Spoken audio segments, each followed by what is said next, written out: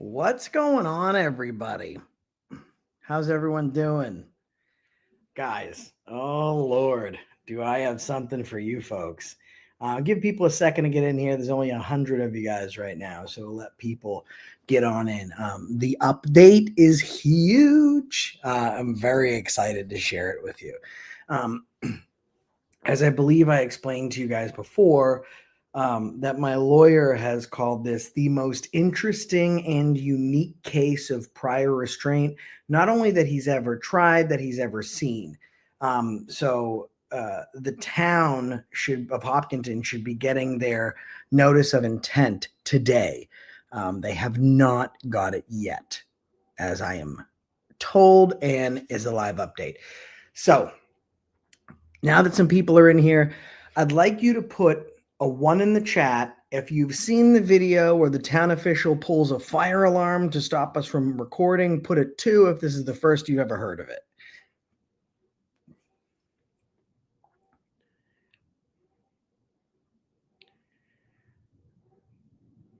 A lot of 1s. Okay, everyone's been waiting for this update. I don't see 1, 2. So I don't think we have to go over everything that happened. At least for me, I can just jump right into the video. Everyone's seen it. So I'm going to play this video for you, and then you guys are going to, oh, there is somebody. Okay. So let me see who doesn't know. So Tony, welcome to the channel. If you're new here, Tony, really appreciate you being here. Long story short, I conducted a First Amendment audit in the town of Hopkinton, Massachusetts, where a nurse called police. And when police didn't respond fast enough for her, although they were only 500 steps away, a 2-minute walk, they were literally in the parking lot while she was still on the phone with 911. That wasn't fast enough for her. So she triggered the fire alarm, emptying out the building, enacting an emergency protocol, putting the lives of 60 plus high school students, the rest of the staff, and the community at large in danger. Let me pull this up for you guys. I mean, this is absolutely insane. So I got it here, all queued up for you guys to enjoy. So here we go. Sorry about the background noise, guys.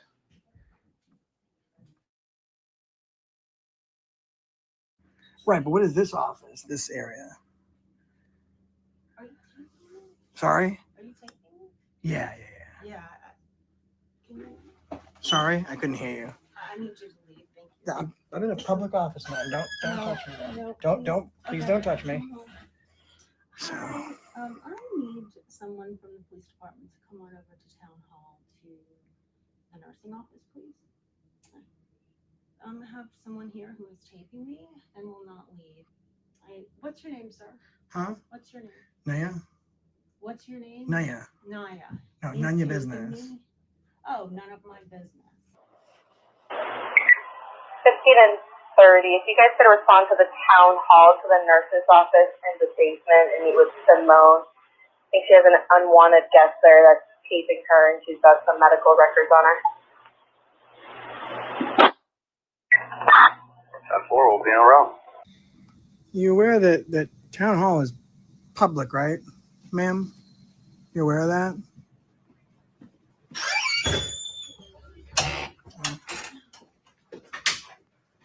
Did you just pull the fire alarm? No way. That's a crime, right? That's a felony. This is an unintentional pull station activation. This is an unintentional pull station activation. This is an unintentional pull station activation. Did you just pull the fire alarm? This is an unintentional pull station activation. I think that is we're so far from wildly inappropriate, and we've delved so deep into criminal. I was wondering if you could tell me, based on what you've seen and heard here today, does that represent the core values expected from public-facing employees in the town of Hopkinton? I would like to circle the wagon, if we could, for a second, just to my first question. You know, that's a really good question, and thank you for trying to press me on it. Yeah, well, I agree with you. It's not something that we should have done. and I apologize. If someone was to pull a fire alarm, emergency response without cause, prank, or what have you, is that a misdemeanor, felony, or is that even a crime in the state of Mass? I'll have to look that up. I don't have it on top of my head. The answer to the question is yes, and I believe that the lieutenant and all these other cops knew the answer as well as I did all along. Section 32 of Massachusetts General Law cites interference or tampering with police or fire signal systems, false alarms or calls. Whoever opens a signal box connected with a police signal system for the purpose of giving or causing to be given a false alarm, or interferes in any way with such box by breaking, cutting, injuring, or defacing of the same, or whoever without authority opens, tampers, or meddles with such a box, or with any part of thereof, or with such purpose wantonly and without cause tampers or meddles with a signal box connected with a fire signal system, or with any part or thing connected therewith, shall be subject to immediate arrest, and shall be punished by a fine of not less than $500 nor more than $1,000, or by imprisonment for not more than 2 years, or both. It should be.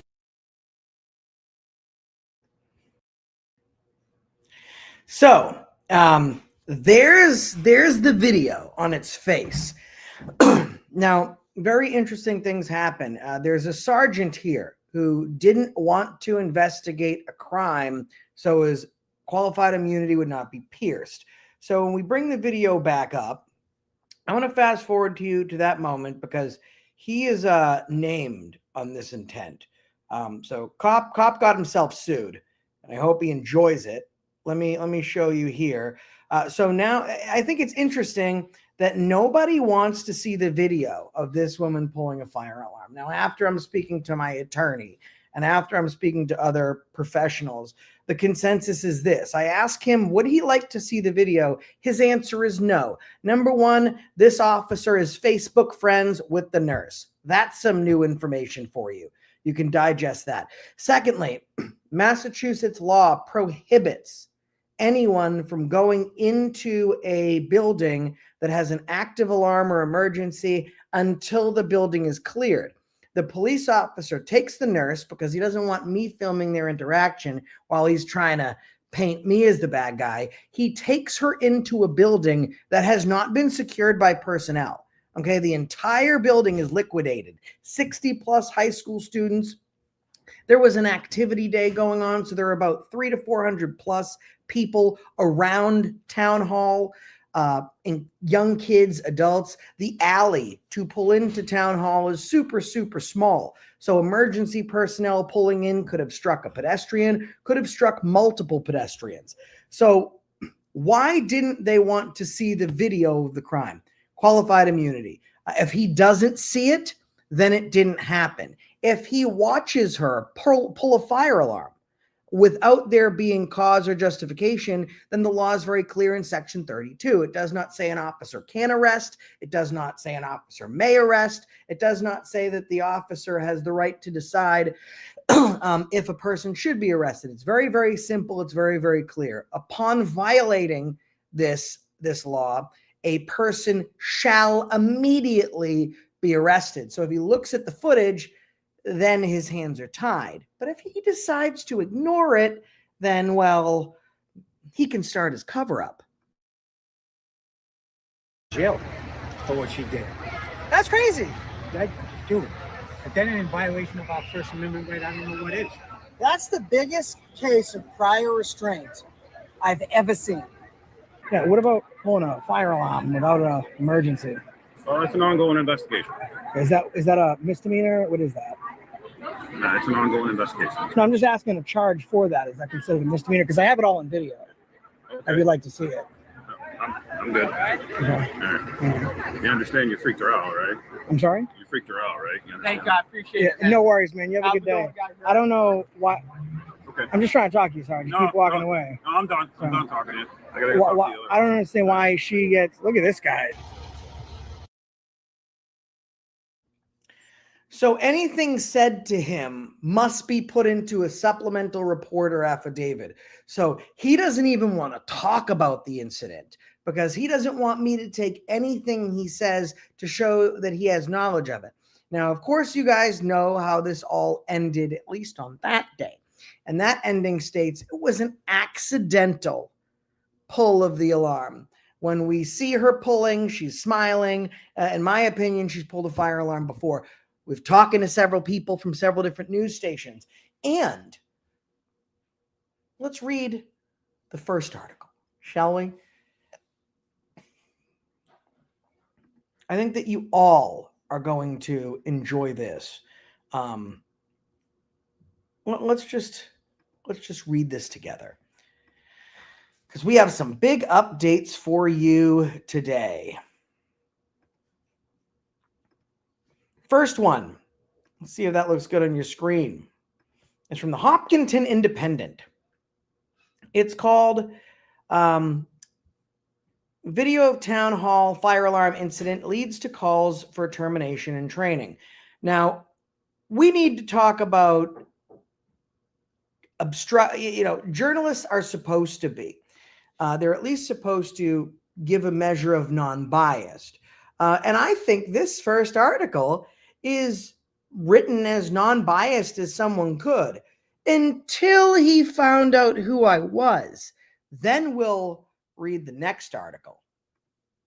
So his first article, before he does any digging into me, the release of a video by First Amendment auditors taken at the town hall on Friday has shown town officials working to train staff on improving engagement with members of the public.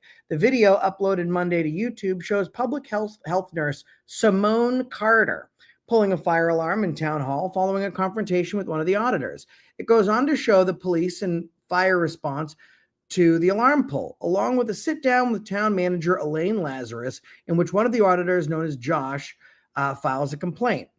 He goes on to quote me from our phone call. When someone pulls a fire alarm, it's a crime for a reason. It should be treated as such, said Josh, creator of the YouTube channel Accountability for All, where the video, "She Pulled the Fire Alarm to Stop Us from Recording a Lawsuit," was uploaded.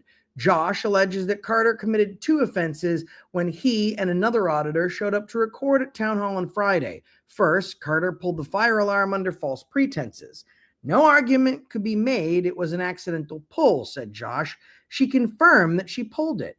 Around the 15-minute mark of the video, Carter, after attempting to get Josh to leave her office and apparently making a phone call to police for assistance, approaches the fire alarm near the exit doors of the town hall basement and activates it. When the auditor asks if she pulled the alarm, Carter nods her head. According to Mass General Law, someone who, without reasonable cause, makes or circulates a false fire alarm shall be charged. Again, folks, not can be, shall be charged a fine up to $500 or face a year in prison.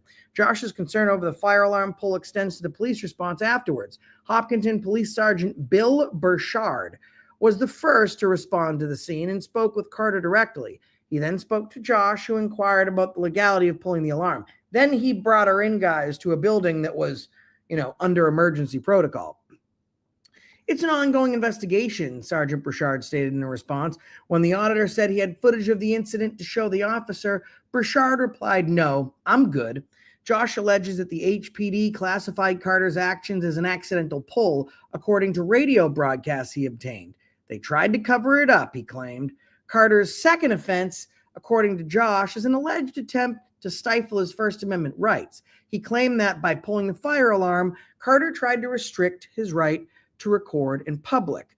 The video from Friday's audit has been viewed more than 58,000 times since it was uploaded on Monday. Hundreds of comments have been left on the HPD's Facebook page decrying the incident and calling for action. Many of the commentators were not Hopkinton residents. What I want to see, and what I think everyone wants to see, is accountability for the government, Josh explained. That accountability underpins Josh's YouTube channel, which has 247,000 subscribers. He and other auditors enter public buildings across the country and record in public spaces. If we do encounter resistance, we try to provide education and let municipal employees know that's the case, Josh said. If she meant to pull the fire alarm, she should be charged as everyone else, he said. She shouldn't be given extra privileges. If someone can pull a fire alarm purposely, then I should be able to pull the alarm and not expect to go to jail, Josh added. Carter did not provide a reason for her actions to the auditor directly. In the video, she can be heard in her phone call to HPD saying, "I have someone here who is taping me, and I have private information that cannot be shared." Regardless of Carter's reasoning, Josh said he wants action from the town. "I think she should be terminated and charged, to say the least," he noted. He noted that his lawyer is compiling a lawsuit for prior restraint because Carter allegedly infringed on his First Amendment rights. Josh also claimed that he made an offer to the town that he would drop the suit if the town fired Carter. Josh's experience in town hall was not all bad, he admitted in the video. He commended the good attitudes of Hopkinton's municipal employees and town manager Elaine Lazarus for taking responsibility for the issue. Lazarus, the town manager, told The Independent in a brief phone call that the town is committed to transparency and respecting the public's right to access public spaces. Despite the incident, she affirmed that the public is welcome to visit town hall regardless of whether they are filming or not. "We encourage residents to come in, ask questions, and engage with us," she said.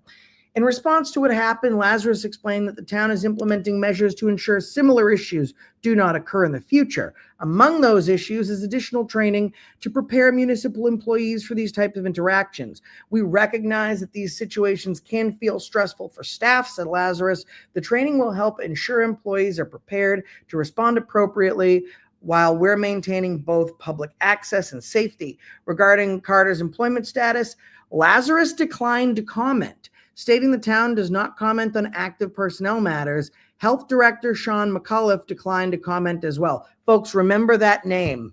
It's going to be revisited in a second. The Independent reached out to the HPD for further clarification on any investigation or charges relating to the incident. A source at Town Hall anticipated a statement from HPD would be released later this week. Now, folks, no such statement has been levied from or on behalf of the police department whatsoever. They are trying to do what so many do in these types of situations where they say nothing. People's upsetment tends to die down, and then they can kind of swoop in and cover it up a second time around like they did the first time around. However, commenters on the bottom of this news article started saying, "Oh, you shouldn't be covering this." Now, this is a small town newspaper where they survive off donations and subscriptions. So they don't have. He covered the story without bias, my opinion on that story. But when he started getting heat and people threatened, maybe in my opinion, to stop making donations, let's take a look at his follow-up article. Let me get it here for you.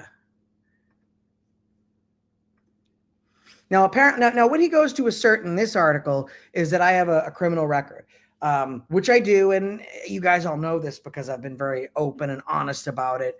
I used to be addicted to drugs. I used to be homeless, and through the grace of my family and you people, this community, I was able to take my passion and my knowledge, hone it, and use it to articulate my belief system in the American justice system, police reform, etc. You name it, I'm interested.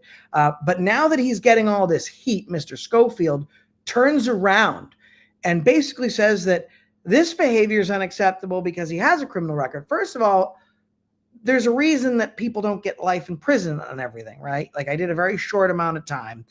I paid my debt to society. And when I did my time, my debt was paid. I still receive and demand the same rights as all Americans. I am still able to vote. I am still able to run for office, as I have, and you folks know.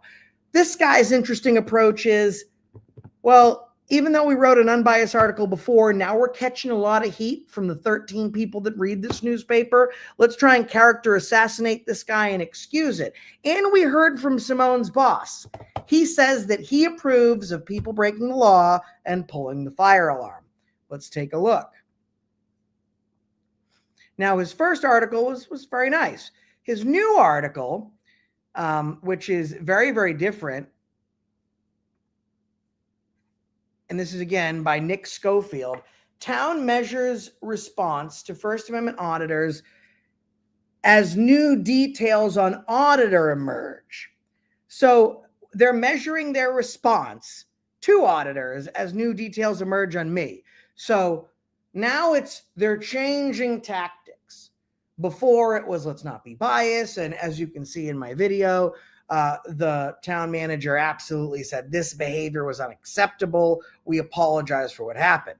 But now that I have a criminal record, it changes things significantly, because I did not commit a crime. She did. But because I have a criminal record, that absolves somebody else from committing a crime. So in all intents and purposes, if I've ever committed a crime or have a criminal record or have been involved with the court systems, what have you, then I never have the right to be a victim as long as somebody else can get away with a felony. So let's jump into the same guy, new article. While officials at Town Hall refused further comment on the situation, more information has been learned about the First Amendment auditor who paid a visit last week, which led to an employee pulling a fire alarm. So here's what they're doing, guys. They're posing and staging. They're the community, the newspaper, not so much the town manager. She's still stuck to her guns. But they're trying to make it look as if, like, you know what, it's okay, she committed a crime. This guy's got a past. And now I'm no longer First Amendment auditor. Now I'm so-called First Amendment auditor who visited Town Hall to film the building and public employees. A confrontation occurred when the auditors entered the office of public health nurse Simone Carter and started asking basic questions. After asking the individuals to leave, Carter walked away and pulled the fire alarm, leading to an evacuation of the building. The auditor in question was Joshua Abrams, creator of the YouTube channel Accountability for All. The video he posted of the fire alarm incident in Town Hall has garnered more than 63,000 views since it was posted on Monday. Now, before we continue, I appreciate all 1,200 of you being here.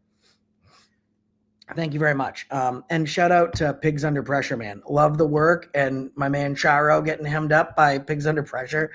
Fantastic. Guys, check that video out. But pinned to the top of the chat is my PayPal and my Cash App. As I told you, we did send a letter of intent. Any and all donations only ever go to the different legal proceedings that we have going on, our defense suit against elite laws. Namely, right now, this is my focus. So please, I appreciate it so much if you guys could send anything you have to help out. But mostly, if you hit that like button, I'd appreciate it. And I'm going to read super chats after we're done. Let's get back into this Nobel Pulitzer winning article written by Nick Schofield of the Hopkinton Independent. And they call it the Independent because only about one probably reads it. According to reporting from Boston.com, Abrams has been conducting these audits since at least 2019. He claimed in a previous interview with The Independent that the goal of his visits is education and that he does not intend to get negative reactions. Coverage of other audits Abrams has conducted calls those assertions into question, however. So now it's not about the story. And because what we're dealing with here, guys, is something that's clearly right and wrong. I did not break the law, and Nurse Simone Carter did. There are no sides on what's right and wrong. I didn't break the law. She did break the law. It's not about that anymore. Now it's about who I am, not even as a current person, but as, let's look. In an incident in 2023 at the Lexington Public Library, involved Abrams and an associate badgering a library patron who did not want to be filmed until the altercation occurred. And according to the Lowell Sun, Abrams hurled expletives and insults at an employee in Lowell's engineering department during another audit that same year. And this Dr. Phil tried to do the same thing to me. Show bits and clips. Oh, Abrams hurled expletives. I told the guy that he was a fucking liar, is what I did. I went back after I reviewed this article. I looked at it, and I called the guy a fucking liar. That's after he lied to me. I was going around with a reporter from the Lowell Sun. She was fantastic. She went with myself and Bananarana. She's very interested in audits. She wanted to tag along. I already knew the answer to my question. I had seen what this engineering employee had done. So I asked a question I already knew the answer to because normally government lies to you. And in this case, this town engineer in Lowell, Massachusetts did not disappoint. He lied. So I told him he was a fucking liar. And that's what they call hurling expletives. First of all, if I did, who cares? It's my free speech. It's my First Amendment, God-given, inalienable right to say whatever I want to whomever I want, as long as I'm not inciting a riot or using dangerous fighting words, which I haven't and which I don't because I'm very good at what I do. I'm one of the longest to do it. But they leave out the facts that are germane to the incident, and they do this in a way to buy readers to their side. It also allows this fake journalist, Nick Schofield from the Hopkinton Independent, to pivot his standpoint without people being like, well, dude, you just wrote an unbiased article on the guy and now your character is assassinating him. What journalistic integrity do you have? Oh, we found out that he hurled expletives. But they don't tell you why the expletive was hurled and what the outcome was of it. So this is news media. But let's continue to read. Abrams also reportedly has a criminal history. Boston.com reported he pled guilty on October 20th to 2 counts each of unarmed robbery and 1 count of armed assault. Those charges related to a string of robberies that occurred in Lowell, Massachusetts 2 years prior. In addition, he pled guilty to a misdemeanor charge of resisting arrest at a straight pride parade that took place in Boston. Abrams' visit to Hopkinton has led to a cautious response from the town hall. Now, guys, Nick Schofield, the guy that did this article, I just broke his brain because he's thinking, if I write all this bad stuff, then Josh won't talk about it because he won't want his listeners to know about his past. You guys should scroll all the way back. I have been open about my past. Put a 1 in the comment if you've heard me talk about my past. I am proud of my past because it's led me to where I am now. I was addicted, homeless, living on the streets, and I have been able to change my life around. Instead of being chased by the law, and my criminal history is not crazy, but instead of being chased by the law, now I am able to hold them accountable. I'm able to take my experience with police and use it and apply it to my everyday profession, a profession that has seen the termination of 38 different municipal employees. I'm hoping Simone will be number 39. I've been looking for number 39, and I'm hoping it's going to be Simone. We live in the United States of America, okay? With all the tragedy that's been going on these past 2 weeks, and like Charlie, what happened with him. And to be honest with you, I've said it in another live stream, never watched him. Before then, never watched him since. I didn't even know which side of the political spectrum he fell on. But what I can say is we live in a country that was born from debate. The Colonial Congress had representatives originally from North Carolina fighting with representatives from Massachusetts saying, we're not going to resist the crown. Massachusetts, you're on your own. We don't engage in violence because our words can't carry the day. It is not my fault that someone is not as eloquent as I, or they are stupid and they can't verbalize their intentions or their thoughts. So the only, recourse they have is to submit to violence. We exist as a people, as a unique, proud nation because of our ability to engage in discourse. Does that discourse sometimes get heated, folks? It does. Does that discourse sometimes involve no smiling? It does. Does that discourse somehow involve expletives? Yes, it does. That is a tribute, it is homage, and it is respect shown to every single brave American man and woman who fought to gain, protect, and defend not only this country, but the Constitution that governs it. We live in a democratic republic full of people that have the right to get up in the morning and say F you to whoever they want. Unless you're Nick Schofield from the Hopkinton Independent. Then we don't stick to our guns. We don't report what is right or wrong. We report what keeps the donos coming in to our shitty, non-existent local news blog, is what I'll call it. Abrams' state visit to Hopkinton has led a cautious response from Town Hall. While Town Manager Elaine Lazarus provided a statement on the matter to the Independent earlier this week, other departments have been instructed to decline comment. Health director. Now, guys, this is Simone, the nurse. This is her boss. Health director Sean McCullough stated in a text message to this news agency. So hold on a second. I communicated with the Hopkinton Independent through email. I vetted them. They vetted me. We exchanged numbers. They got my burner work number. And then we had a conversation. Simone's boss sent a text message. When have you ever heard that? An anchor's on the air. And the weather today is looking 65 sunny, 10% chance of rain. 1 second. Go ahead. I've got a text message. Can you pass me my phone, Bill? Bill. Thanks, Bill. Excuse me. Hopkins Independent. Direct text. That's how we're doing statements. So you think that there's any real journalism alive at the Hopkinton Independent is non-existent. I got a statement via text message. But let's continue to read what the health director says. Health director Sean McCullough stated in a text message that the town's legal counsel and public relations company recommended his department refrain from discussing the matter. So legal has told the nurse's boss, don't talk about it.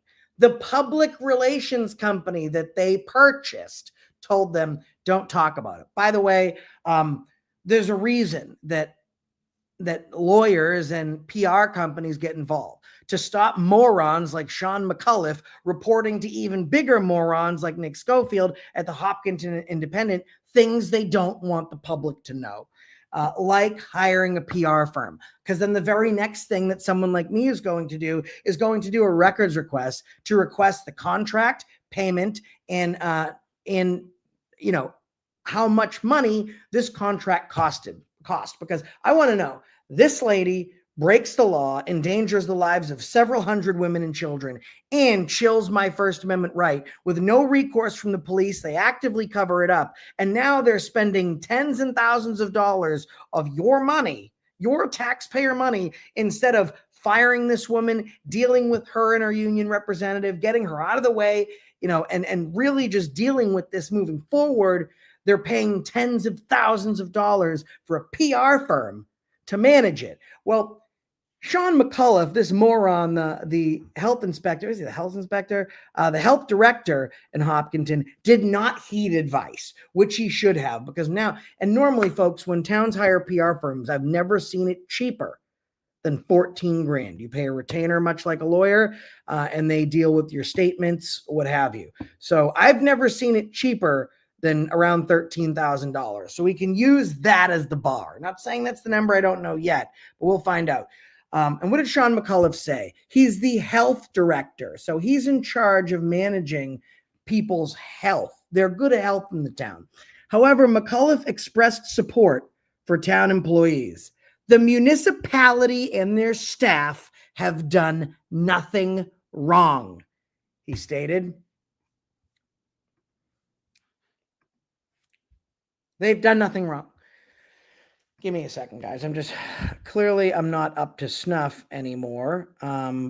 So let me see if I can help all of us understand this, because putting everyone's lives in danger and so Sean McCullough says that it's not wrong to illegally pull a fire alarm. That means Sean McCullough vis-a-vis is saying it's okay for the town employees to break the law and to have broken the law. They did nothing wrong. Okay, I challenge to debate, and I pull up the video. Mr. McCullough, I know you're watching, collectively shitting that diaper that should have been changed on my last live stream update. Let's check out her doing nothing wrong. Got some medical records on her. That 4 will be in a row. You aware that town hall is public, right, ma'am? You aware of that?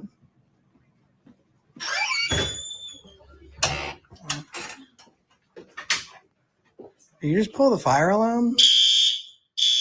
No way. That's a crime, right? That's a that's a felony. This is an unintentional pull station activation. This is an unintentional pull station activation. This is an unintentional pull station activation. Did you just pull the fire alarm? Now I want you to look at the look on her face. This shows someone who's very proud of her actions. And I want to go into what the town manager said. But let's look at Nurse Simone's face. Now, I think it's interesting. Like, I'm always the searcher and finder of all things irony. You have a nurse whose job is to keep people safe. You have her boss, Sean McCullough, whose job is to make sure that all the people that keep people safe keep people safe. They are the people who put the town in danger. I mean, the liability issues here are insane, to say the least. My lawyer, I don't think I've ever seen him more excited for any case. But their job is to keep people safe. They're the ones putting you in danger. Kind of like how cops' jobs are to uphold the law, but they're normally the ones violating it. Sean McCullough, the health director here in Hopkinton, says there's nothing wrong with this. Totally good. And if guys, here's my other thing.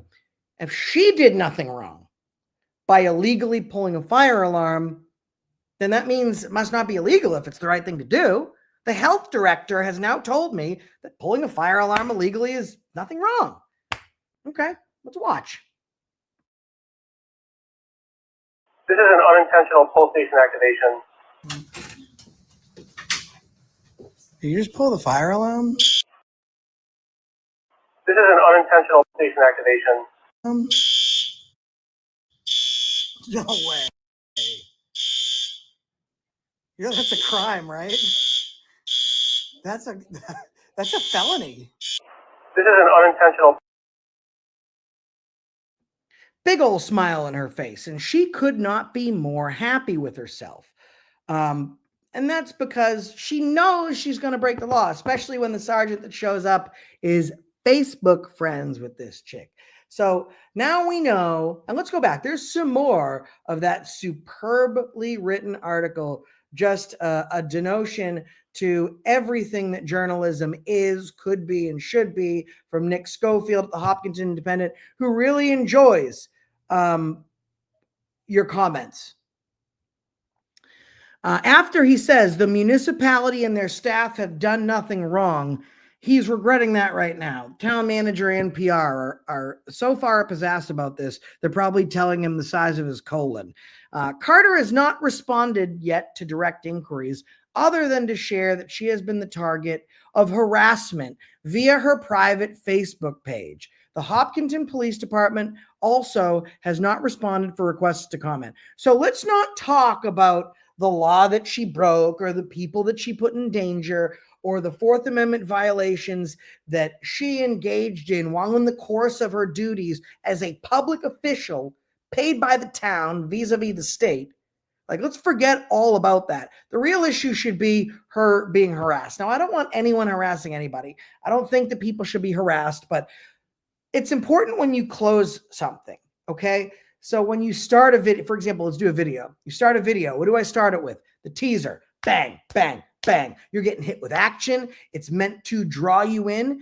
And my intros are way longer than most people. They usually have 10 to 15 seconds. Mine are anywhere from 1 to 3 minutes. And a lot of the times they show the conclusion because people work, right? I don't want you to, I'm not all about whatever they say about the views and the clicks and the money. Because if that were the case, I wouldn't tell you what happened. I'd want you to watch longer so you could see more ads and pay me more money. I put everything in the front so you guys know if you have to go to work, you're going out to have a quick bite to eat, you're smoking a cigarette, you can know everything that you need to know from that intro, right? But you have the beginning that hits you bang, bang, bang. And then you have the plot, right? Where you get to the meat and potatoes of the story. You rise up to that, and then you start to decline into your closer. That is supposed to be the most important part of your story, the closer, right? So they close, or journalists generally, and I do myself, close with something that they want you to remember with. Closing statement to the jury They want it for everything that's happened in its totality, collectively, in this entire incident. What's the one thing you want your audience to take away? And that is not a man whose rights were violated or students whose lives were put in danger. It's Carter has not responded yet to direct inquiries, other than to share that she has been the target of harassment via her Facebook page. So she's the victim here, guys. She broke the law. She got caught. People don't like it, and she's the victim. Now, I don't think anyone should harass anybody else. And I've always said that there is a huge separation between our job and our personal lives. Okay. This is why after an audit, if I don't like how someone behaved, 1 second, guys. 1 second. Hold on.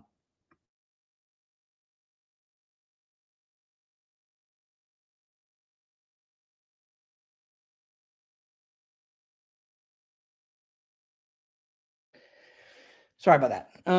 Where was I? What was I just saying? I thought my lawyer was calling and he wasn't. What was I just saying? Tell me what I was saying. I lost my role there just very briefly. It was not you can't handle the truth, but Hopkinton can't either. Victim card. Thank you. Yeah, and this is how police do the same thing. We create a victim where none exists. And why do we do that? Like in anything else, to justify our actions. They need to now humanize this person so we can all ignore her crimes and say, well, we feel bad for her. Now, the Hopkinton police officer, Sergeant Brouchard, said that, you're not allowed to film children. It's illegal to film children. And I said, oh, no, it's not illegal to film children.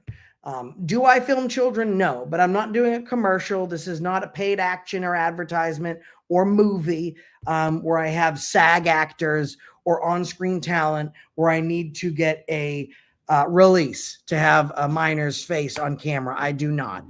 Or else there would not be cameras in town hall, because all day, not just adults, but kids are walking in and out of the town hall. As you guys know, I blur kids' faces out anyways. Kids don't have a place in my video.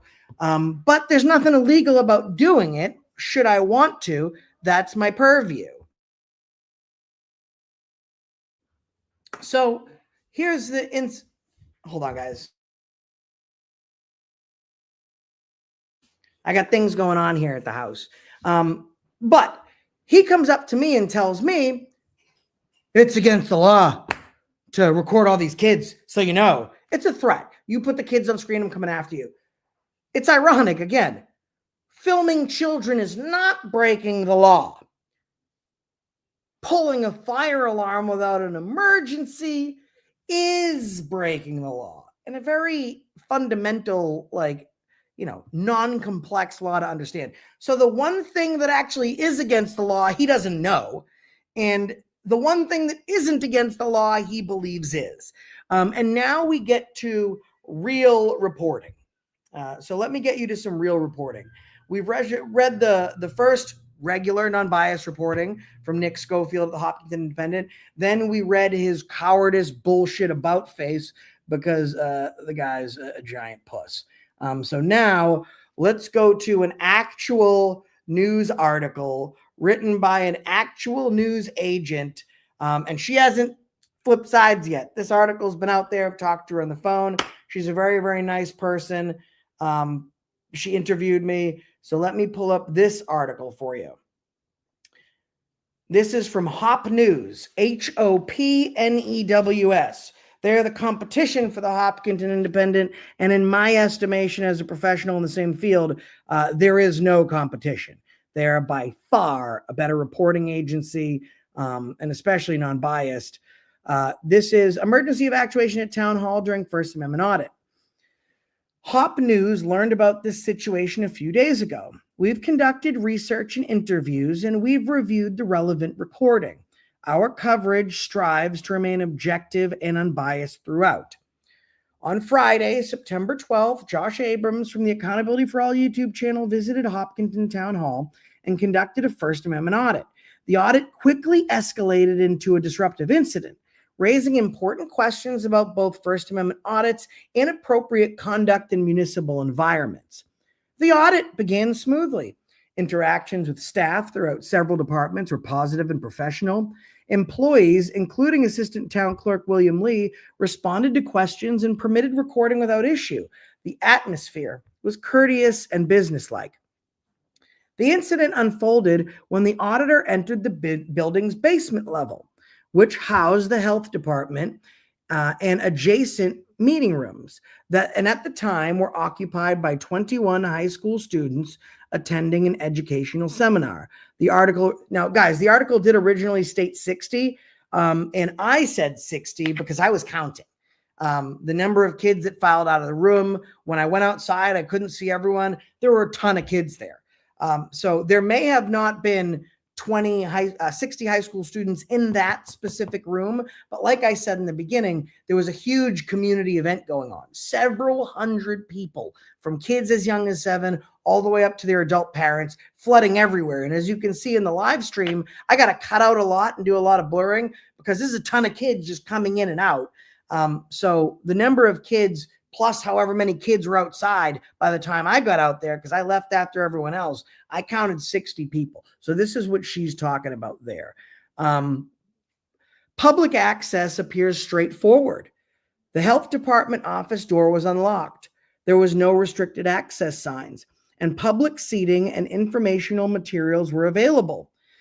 Upon the auditor's approach, the public nurse stated that recording was not allowed and asked him to leave. The auditor attempted to clarify the office appeared to be a public area, and he stepped back. Still, the situation escalated rapidly. The nurse tried to intervene. In the recording and then called 911 to report the presence of an individual who refused to leave. She further escalated matters by threatening to pull the fire alarm if the auditor did not exit the premises. Ultimately, she activated the fire alarm, enacting a full-scale emergency evacuation protocol. This resulted in the building occupants, including staff, visitors, and over 21 high school students, having to clear the premises, creating significant congestion and confusion outside while first responders arrived. The auditor then made an effort to inform the evacuees that there was no actual fire despite the considerable disruption. The situation brought legitimate safety concerns, not only for town hall staff, but the numerous students that were present, and emergency resources were needlessly diverted. Upon arrival, local police, including Lieutenant Aaron O'Neill, gathered information in a measured manner. O'Neill acknowledged the criminal implications of activating a fire alarm without cause, though he indicated he would need to research the applicable statute further. It goes on to explain what First Amendment audits are a form of activism where individuals test government transparency and constitutional protections by recording in public spaces, particularly government buildings. These activities have become increasingly common in the United States over the past decade. She goes to explain several bits of case law precedents. Glick v. Kniff, Our Friend from the Batusai, Turner v. Driver, and Fields versus the City of Philadelphia. Other notable case laws is Quran versus the City of St. Petersburg.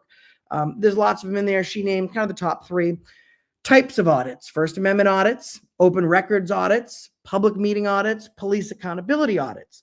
Then she goes in to let her viewership know the typical process for First Amendment audits. Audits are generally conducted without advance notice to test genuine response and compliance with constitutional rights. Legitimate auditors restrict their activities to areas accessible to the public. Auditors typically begin by simply recording without engaging, only interacting when approached by officials. Many auditors explain constitutional rights when questioned, serving an educational function. Activities are recorded to provide evidence of compliance or violations of constitutional rights. She goes in to talk about auditor ambush. She says audits are intentionally unannounced for several reasons. Number 1, authentic response. Prior notice would allow officials to prepare responses that might not reflect their typical behavior. Training assessment. Unannounced visits reveal whether staff have received proper training on constitutional rights. Policy testing. Spontaneous audits assess whether existing policies protect constitutional rights or require revision. Transparency, verification. The element of surprise helps determine if the government operations truly operate transparency. She goes on to list permitted activities. She goes to list some of the restricted activities, which are correct. Can't access restricted or private areas without permission, comply with time, place, manner restrictions, follow applicable safety regulations. She goes in to talk about professional versus amateur auditors. The professional auditors who operate established channels with substantial followings typically demonstrate knowledge of legal boundaries, often have experience conducting hundreds of audits. There's the educational audits who focus primarily on teaching the constitutional aspect, activist audits who kind of go after broader government accountability, and content creators who are just doing it for social media. But still, she goes on to say, though this doesn't diminish the legal validity of their activities. She goes to talk about government response standards, how police should act, should respond. She goes to talk about the common complaints of what these things are. Audits are harassment. And then she goes on to say, courts have generally held that exercising constitutional rights, even when it is uncomfortable for government employees, does not constitute harassment. So now she's taking every single normal complaint that town officials make about activists or auditors, and she debunks them with the law. Now, in the Hopkinton incident, the context states that the audit followed a typical methodology: an unannounced visit, restricted to public areas, and professional interaction with most staff. The escalation occurred when one employee responded outside of usual professional standards, ultimately leading to the activation of the emergency system. The town's manager's subsequent response, acknowledging the problem and offering staff training, represents the constructive outcome that many auditors hope to achieve in their activities.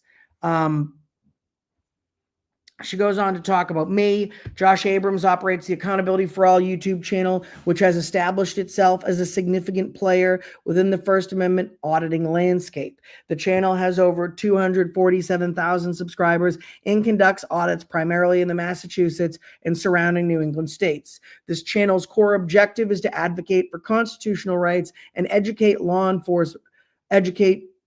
constitutional rights and educate the public on them. Their content primarily consists of public interactions with law enforcement and government officials, including police audits, visits to municipal facilities throughout Massachusetts, with notable appearances in communities such as Lowell, Chelmsford, Western, Littleton, and Fitchburg, traffic stop analysis, and educational segments in constitutional law. Abrams' geographic footprint is heavily centered in Massachusetts, with strategic targeting of various municipal locations throughout the state.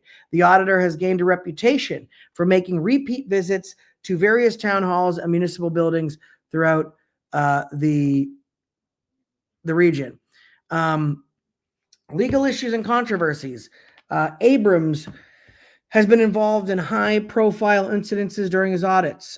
These include confrontations with municipal employees that have sometimes resulted in arrest or illegal action against government employees, such as the case in Ridgefield, Connecticut, where a town employee was charged with disorderly conduct after swatting at Abrams with a folder. The channel's videos typically generate significant engagement, with some of its more controversial encounters receiving tens of thousands of views. Content involving more contentious interactions with officials tend to perform better, reflecting broader market trends in the auditing genre, where confrontational moments generate increased engagement. The operation adheres to established legal boundaries of First Amendment auditing. Record in public places, test public officials' knowledge of constitutional rights, and documenting interactions for accountability and educational purposes. Abrams' auditing activities have prompted several Massachusetts municipalities to provide employee training on how to handle auditors professionally and in accordance with the law. His work has sparked discussions throughout government transparency and constitutional rights throughout New England. And then it goes on to explain that most of all right, so now it's talking about you guys. Hop News noticed that hundreds of comments, mostly negative, appeared almost immediately after the video's release. Comments such as "fire the police," "fire the nurse," etc. However, what struck us was that from what we could tell, these comments seem to be coming from people who did not live in Hopkinton. Now, someone's going to go on here named Ed Harrow is going to white knight the nurse because he doesn't really have an understanding. People really like to talk about their opinions without having any knowledgeable foundation to base them off of. So he's saying, about the nurse that endangered all those kids' lives and broke the law. He's saying that she rocks because much like Sean McAuliffe, the health director, they think that putting people's lives in danger and breaking the law rocks. A medical office should be expected to have an appropriate level of professional courtesy. Now we're talking about courtesy and to follow HIPAA standards. He goes on to explain how I have violated HIPAA. Okay. Oh, I didn't even have the article on the screen the whole time. I'm reading forward and explaining it to you. Sorry, I wish you could have seen the article. It's very well written. But now we're in this guy. So now he goes on to say, that HIPAA, blah, blah, blah. HIPAA is not on me. HIPAA, it's like privacy. It's on the duty holder. So I have no obligation to HIPAA. The person who has custody of the records is in control of HIPAA. They must comply with HIPAA, not me. HIPAA doesn't have any power or judicial, prowess over me. It only applies to the people who have custody of the records. Number one. Number two, some people are treating this like she's a nurse and she works at a hospital. She's not. She works at town hall. She is a nurse, but she works at town hall. Her only job is to implement safety policy, protocol, and procedure. Much after everyone was getting sick a couple years back, towns didn't quite know how to deal with it. They started hiring nurses to help them write ordinances for safety and health protocol. Firstly. Secondly, there was no health, HIPAA, or safety information on the desk, which prompts me to explain that she lied to 911. She was saying that there was HIPAA records that needed protecting. Again, she should be protecting those records, not me. But now this guy, Howard, is that his moron's name? Ed Harrow is white knighting for Simone because, and he ends with, well done, Simone Carter. Well done. Thank you for endangering the lives of citizens. Thank you for endangering the lives of children. Thank you for, being a dual operator and being a great multitasker. Thank you not only for putting everyone's life in danger, but thank you for violating a First Amendment rights activist why you did it. I mean, you were able to kill the Fourth Amendment and the safety of every student in that building in one fell swoop, and we applaud you and your effort for it. That's where we're at. You can't make this make sense. And now the town is in a collective tailspin. The town manager has not changed her stance. Let me pull the video back up for you about what she said regarding this whole incident. And she says, before I get there, I was talking to this wonderful woman from Hop News. Very nice woman. She wrote it right down the book, right down the middle. And she did say, I feel bad, that this person could lose their job. Or could get fired, could get arrested or what have you. And she, asked me, she pleaded with me, is there another way to handle it? Could you talk to people? And I originally said, I'm always willing to talk to people. But her one comment she made stuck with me where she said, she was in a tough position and she didn't know what else to do. It was the wrong decision. It was illegal. You were a victim, Josh. You've broken no laws. But in that situation, the nurse just didn't know what to do. I object. And I told her the same thing I said. I respectfully disagree. She did know what to do. Police told her what to do. Police said, okay, no problem. We're sending someone there. Later transcripts from dispatch and police broadcasts show that as soon as the phone call was made, police were already being redirected. When she pulled the fire alarm, police were already on property. They were there. when she got up from her desk. So what she had to do was wait. She told the police, wait 1 minute. We got you. Wait 1 minute. So it wasn't that she didn't know what to do. She didn't like the answer that she'd been given. Waiting 1 minute was unacceptable. Simone Carter, someone who dedicates her life to keeping people healthy, put people in danger of being anything but that. Okay? She didn't like the answer she was given. So she went and pulled a fire alarm, committing a felony, and starting a mass evacuation emergency protocol, putting everyone's lives at risk. Simone Carter is as dangerous as it gets, in my opinion, for these types of people. And you folks know I always offer the option. You apologize, I will accept the apology and move on. I told the town that if they just wanted a shit canner, send her to the street, fire her, then I wouldn't sue the town. I would just accept her termination. I was talking to this reporter from this wonderful article, and I told her, you know what, if you want to use your contacts to reach out to the town and sit down, and Nurse Carter would like to actually, purposefully, and with remorse, make a contrite and very real apology that I can look at in real time and I can see that it's genuine and she's willing to do it on film for my audience, then I will strongly consider and take under advisement removing my lawsuit from the table. That's the offer I made.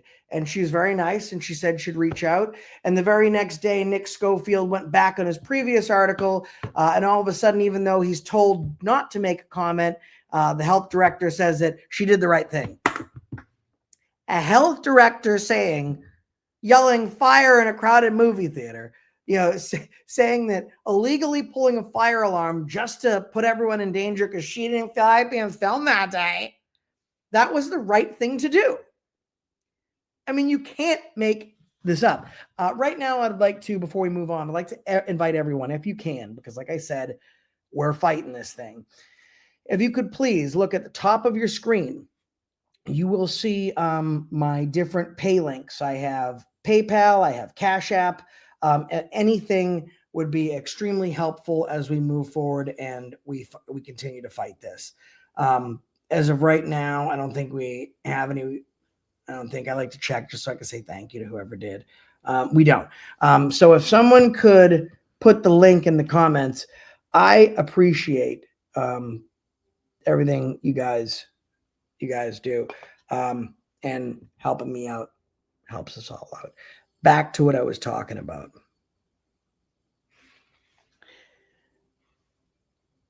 How dangerous is it? Like, let's say I'm in this position, and I do try and put myself in other people's shoes for the educational purpose of it, because I can excuse not knowing. I can justify mistakes, but I never justify or accept or excuse ignorance. So when I'm dealing with a municipal staff member like this, I need to figure out, what was it? Was it a mistake? Was it ignorance? Was it not knowing? Was it just not giving one fuck about anybody else? I mean, really, if one of those kids got hit, she's the nurse. I think of how this plays out. Play this out, people. Thank God no one did. But you got 2 fire trucks, 3 ambos coming in. You got 6 police officers. Half the town's full-time police force is here dealing with that incident. And I mean, I think the entrance to town hall is an alley between 2 buildings. And I think it's 14 by 12 was my best guesstimation. Say they come in, they hit some kid. Then Nurse Carter has to, being a nurse, for once, besides sitting behind a desk, she has the opportunity to help somebody. She has to go help that person. And the very person she's helping, she caused injury to. I mean, if someone got hurt, forget the legal ramifications, but the liability that would come to the taxpayers on something like that. Like literally, she'd have to help the person that she just hurt and put in danger. This is a serious problem. And I believe truly the reason that Simone Carter is one of the most dangerous constitutional violators out there. Number one, because she has liabetes. She's a liabetic. If she was in a movie, it would be The Lion King. Because lie seems to be what she does. She lies like a rug. But she knew help was on the way, right? Like she thought she needed help. She didn't. She wasted emergency resources. I even stepped back out of the office, which I didn't have to do, because it was open to the public. There's chairs opposite her desk. There's literature for the public. She knew, like, if I wait 2 minutes, police will come. They will talk to me. In her mind, I was doing something illegal. So she'd be like, they'll take him away. She had to wait 2 minutes. 2 minutes was too long. Over 1 to 2 minutes, she emptied out a building. I told these kids, one was crying. I had to tell one of these kids, it's okay. And they were going through a vape seminar. So these kids, for however long they've been sitting there, have been talked to about the dangers of vaping and the dangers of smoking, right? So we're talking about how dangerous smoke is for the human body. And then the health nurse in the room next door cranks on the fire alarm and sends all these kids out crying. And now I'm telling them there's nothing to worry about. It's not a real emergency. The nurse is an absolute shit bucket, and she pulled the fire alarm, which caused all you people to be in fear. So I'm sorry. I apologize on her behalf. So that's like, but she couldn't wait that 1 minute. She made that, and she didn't think it wasn't watch. I want you to watch the premeditation. Okay. When she gets up from her desk to do this, let's roll clip. Because she went back to her desk and she thought about it for a minute. She was thinking to herself, you know what? They're going to be here soon. I only have to wait a minute. They're in the parking lot. Instead, she did this. Let's watch how she thought about her actions before she did it. The guest there that's taping her, and she's got some medical records on her. That's horrible. So I'm going to walk you through. Now I'm telling her I have every right to record, ma'am. She gets up, and then we got to go back a little bit further. Hold on, because I want to walk you through how this thing played out before she goes to the fire alarm. She's on the phone with police. She's talking to him. She's not getting my name. She has several minutes to think about what her next move is going to be. She calls police. Police call in the call. And we're cutting now. Now police are in the parking lot of the building at this point. So after the call is made, Nurse Carter has now gone back to her desk. She's sitting down. She's looking at her stuff, and she says, you know what? Screw this. I'm not waiting. I don't care how many kids are in that room off to the right. People can get hurt. And then big old smile on her face when she did it. This is a very dangerous person, and she wears scrubs. And she has people online telling her, oh, you did a great job. And this is what we do to foster government, right? Lackluster has covered this video. Shout out to my boy Dale. However, the town is no stranger, to fire issues.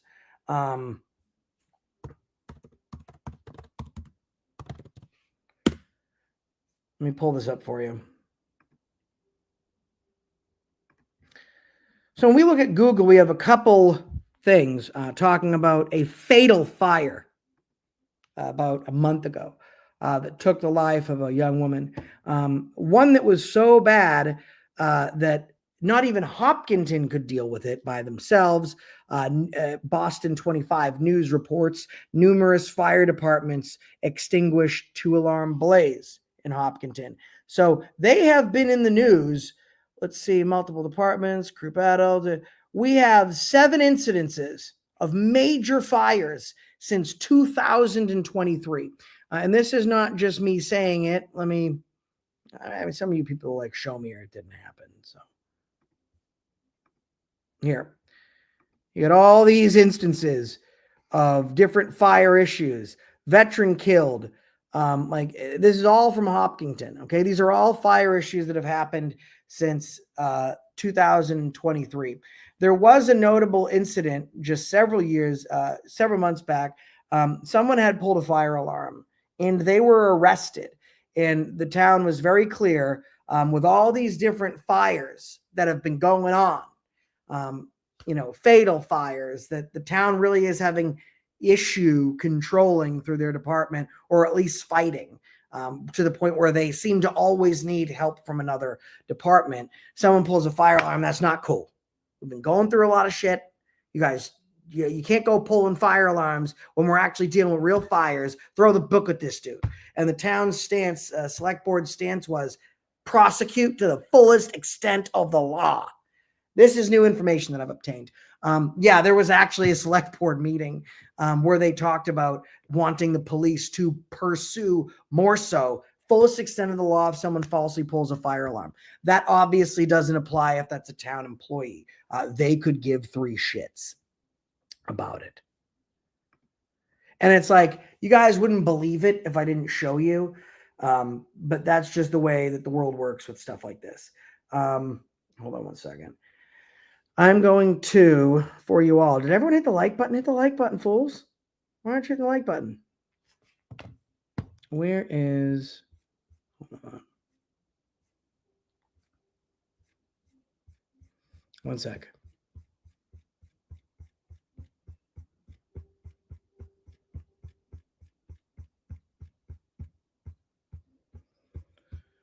Oh my gosh.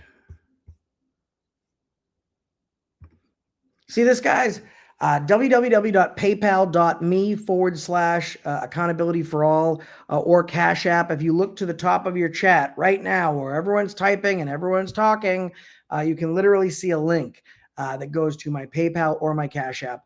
And I never say that I'm only going to sue or hold them accountable if you guys send me money. That's not how it works. I just do it anyways. And if you guys want to help, I appreciate it. But keep in mind, we got 4 intents going on right now. 1 active suit out of the first circuit with the Boston PD. So every time someone does something like this, we serve intent and we follow through. And you guys think I make all this money on YouTube. The amount of money that I pay, and most of the time, we're going to be dealing with something like this. The Attorney General's office's records request or the courts are only going to implement structures where, they towns get sanctioned. So I know I'm going through this whole process where there's not going to be a financial outcome for me, right? I'm paying money and I'm putting the video out there to make sure I can hold them to the fires of accountability. So if you guys can help and click those links, that is extremely helpful. We live in a dangerous day. They always talk about this day and age, dangerous, this day and age. That has to be the number one primary excuse I hear from law enforcement personnel and town officials. And it makes me fucking ill because in this day and age, we have nurses and health directors putting hundreds of lives at risk to violate someone's First Amendment right. And then those same professionals text the newspaper saying, hey, listen, you can take this as a comment. I'm not listening to what my boss is telling me or the lawyer's telling me, but we think that her pulling that fire alarm and breaking the law was nothing wrong. She rocks.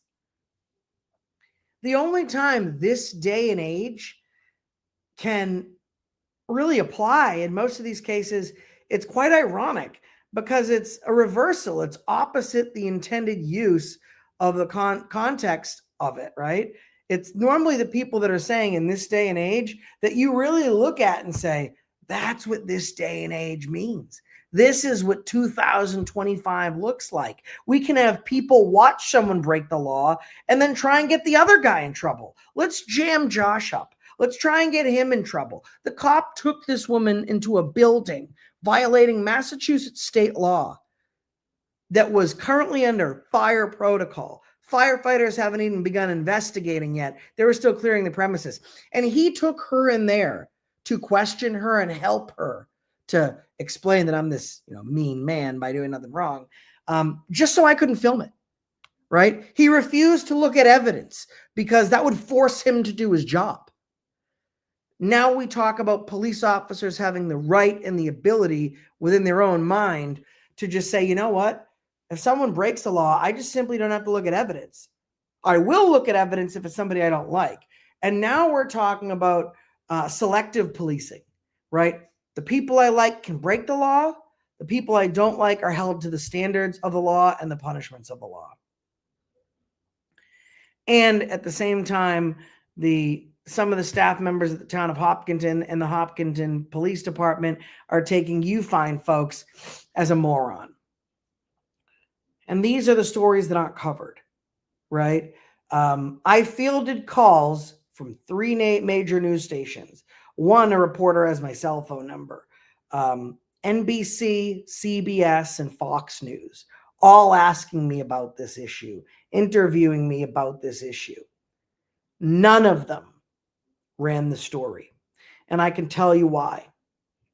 Matt Caron, formerly from Fox, covered the issue of Ridgefield, Connecticut, and he gave a very unbiased story. In my opinion, unbiased wound up being extremely biased against the police, and he called them out. Right now, he's actually a PR rep for Long Island Audit. I suggest you check out Matt Caron. He is the best reporter, one of the best I've ever met. I'm lucky to call him a friend, fantastic guy. After he called out the government, in my case, shortly after that, he wasn't reporting anymore. The young lady that followed us around from the Lowell Sun in Lowell, Massachusetts, she followed us around and, hold on one second. I have an important message incoming.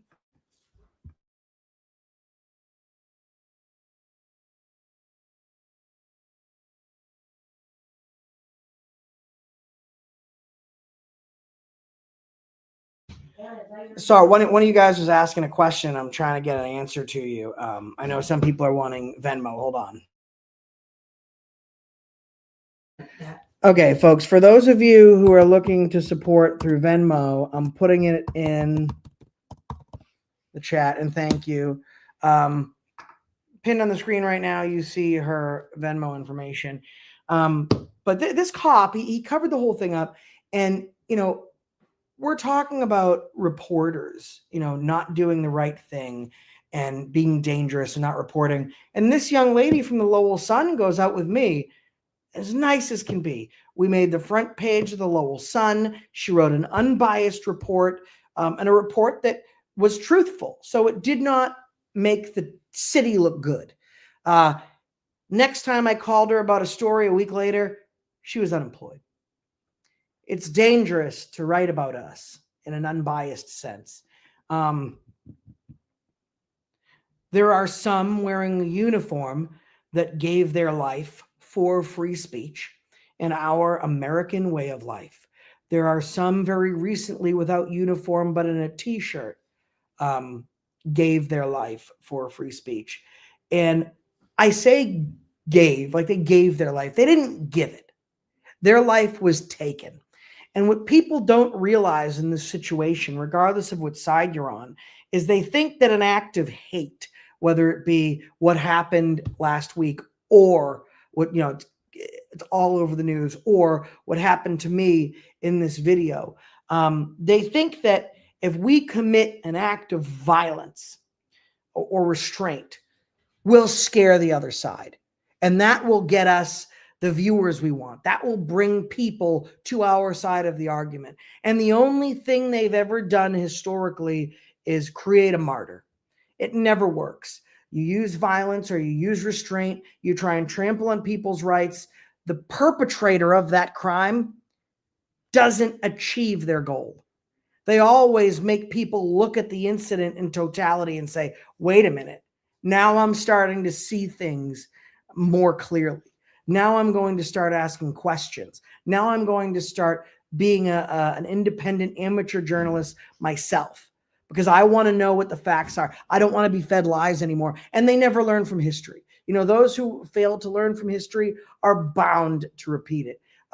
You're going to be a martyr every single time. So this cop not looking at evidence, it doesn't make me look bad. That makes them look bad. The cop's talking about my criminal history.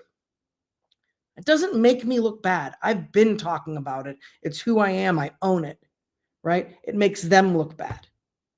Refusing to view germane and crucial evidence so you could cover up a crime. Not me, that's them.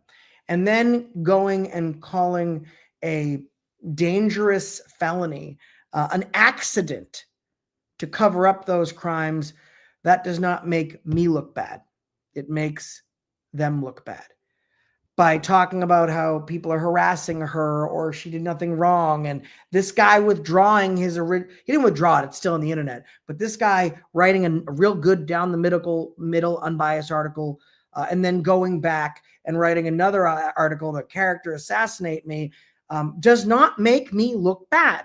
And he was certain I was not going to read that article or talk about it.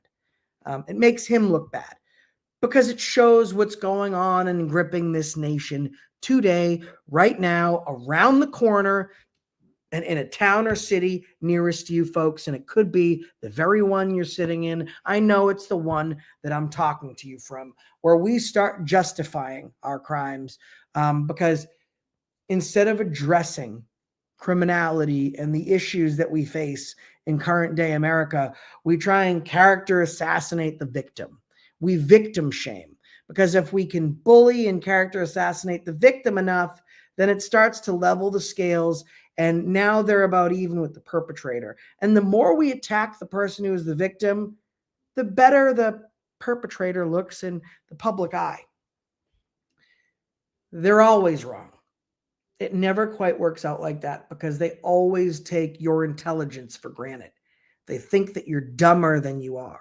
They forget that we are a nation born of resistance, embroiled and embattled in the cost of freedom, because freedom is not free. People have paid a price for freedom, and the price is high.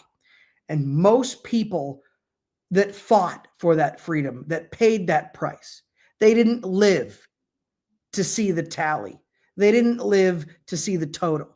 They didn't live to get that bag and enjoy their purchase. And people like the Hopkinton Independent or the Hopkinton Police Department or Sean McCullough at the Hopkinton Town Hall,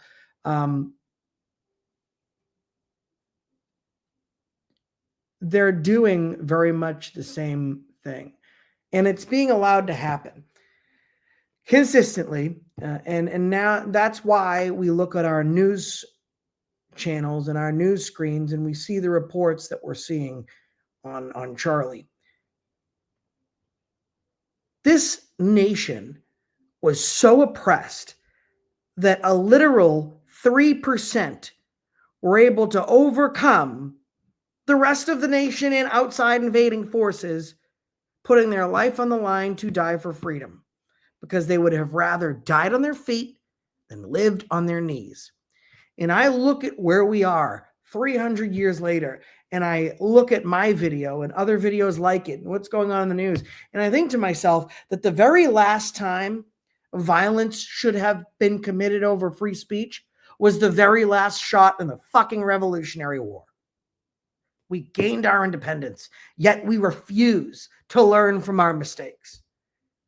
The same mistakes that we complained about a foreign power and king oppressing over us since, colonism. We're the first to explain and complain about the things we disapprove of. The difference from 300 years ago and now is we're real fast to complain about it, but very slow to stand up for ourselves or others because we fear the gang mentality of the government. And the government wants to fearmonger you, and the news wants to fearmonger you because they think you're dumb, right? Like, hey, folks, abandon all reason. We know you saw her break the law and Josh not break the law. We want you to forget about what's in front of you. Since that happened, people were mean to her. They said some shit. That boy Bill was like, yo, Simone, you suck. And it's not been easy for her. By the way, here's Josh's criminal record. Jerk. Poor Simone. That sums up the article. And he starts the article by talking about how he's going to write an unbiased article.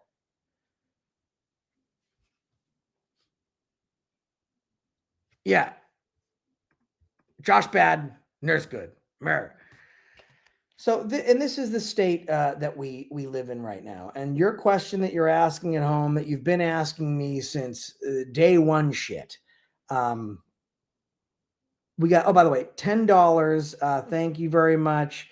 We got $10 coming in from initials MS. I'm not going to say your real name because I don't know if you'd want that, but MS. Really appreciate your help. Thank you very much. People also have been asking me a lot, what are your whole opinion on the whole Charlie thing? Because they think I'm afraid to respond to it. And it doesn't scare me to talk about it. I don't know him. I still, till right now, I've not watched any of his videos.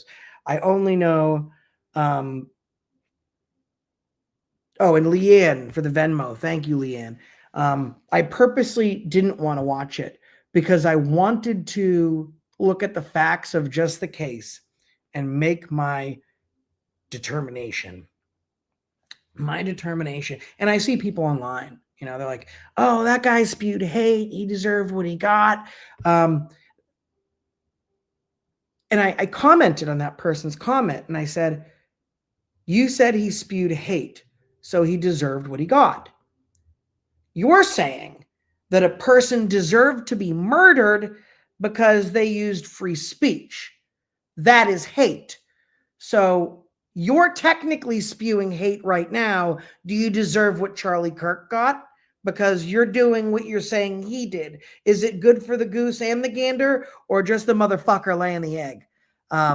They didn't respond to me, but over 950 other people responded. Mostly, whether they agreed or disagreed with me, the logic they thought was sound. But regardless, where do we go as a nation? The tone is being set. I don't talk about my politics. I don't support, I report, and I've said that from day one. I will make jabs, I think, at either side, just to be funny in a video. And still now, my politics don't matter because I'm a realist. I'm looking at something that was wrong. One man said what he felt without breaking the law. Another man didn't like what he had to say, took his life. That's wrong. And there's no spin that makes that right. There's no optics that make that better, right? One can say this and one can say that. I don't care. As news agents or journalists, whatever we are, I think that we are duty bound to report the truth and report as close as to it as we can. There have been times where I've had to redact. And times where I've had to say, I was wrong about this, or I gave you the wrong law. And I do that because I must hold myself accountable first before I expect that from anyone else. But it's a choice.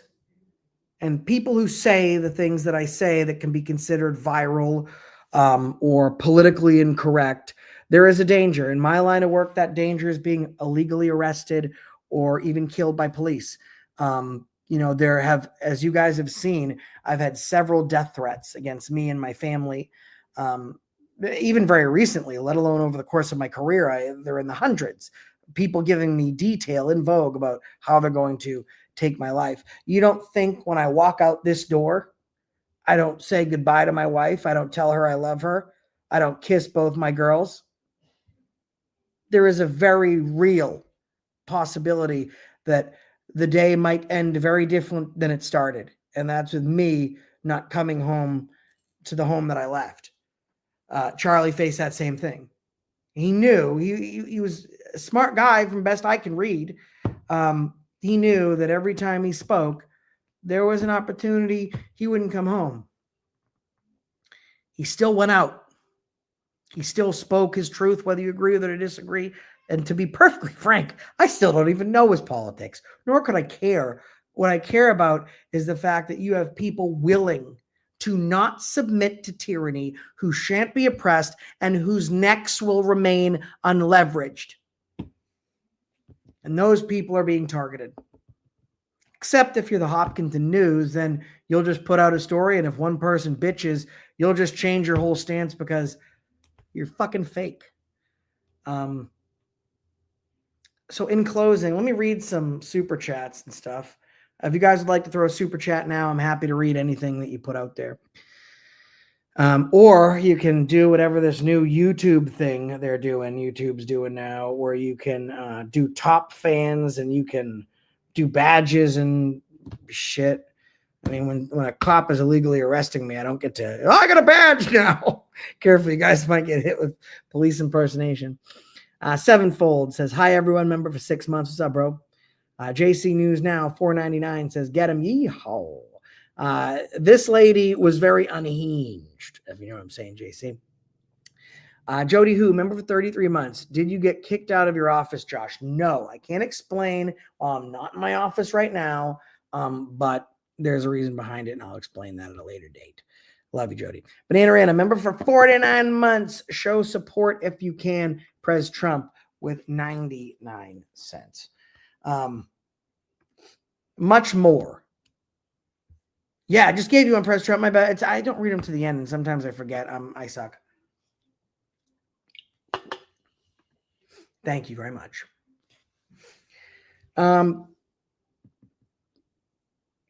Insert your favorite revolutionary heroes quote here. The Tree of Liberty and, die on one knee. And when the people fear the government, there's tyranny. When the government fear the people, there's liberty. It all comes down to one thing. We can agree pulling a fire alarm is against the law. I showed you the law. That's the law's the law. I don't write it. I'm just often being accused of breaking it. We showed you her think about and premeditatively make this decision. We saw the police refuse to look at evidence, so that way their qualified immunity couldn't be later pierced, and they weren't forced into making a decision. We're able to confirm that the sergeant is Facebook friends with the nurse. That is not up for debate. She was not charged with a crime. That is a fact. They covered it up and said it was an accident when it was not. That is a fact. They character assassinated me to make me appear the bad guy as some kind of sleight of hand journalistic magic trick. Like, hey, listen, the crime's over here, but look, guys, Josh is an asshole. Ta-da! And like all you people wouldn't look at the crime. That is the case. These are all truths. And to these truths, we hold self-evident. We do not bow down to oppression. We keep our necks unweighted, and we honor the sacrifice of every man and woman, both in and out of uniform, that have paid any debt to the cost of our freedom. And to those that didn't get a chance to have buyer's remorse or not, for those who didn't get to see the beauty of their purchase, just know your sacrifice is not in vain. We're not all like Sergeant Duchard from the Hopkinton PD or Schofield from the Hopkinton Independent. We believe and thank you for your sacrifice. We know that this beautiful life is a privilege. And after I got this news, first thing I did is look at my phone and I looked at my baby monitor, right? This guy had 2 kids. I don't have to agree with what you say. But know this, at all costs, I will defend it, which is why people have been talking shit about me in this chat the whole time, calling me all sorts of names. I'm an asshole, and they're not getting blocked. Because I don't believe in selective speech. I believe in free speech, because truth leads to free speech. Free speech leads to debate. Debate leads to amicable discourse, which sometimes leads to tenuous discourse, which eventually leads to one thing: change. We get there by talking. We get there by using ration, statistics, logistics. We get there by being American. We get there by being human being. And if one thing this video has showed me, there is a very lack of humanness and debate, because people who are not articulative enough, that are not smart enough, people that are scared of what other people think, they don't use speech. They use violence to silence those who would engage in free speech. That is not America. I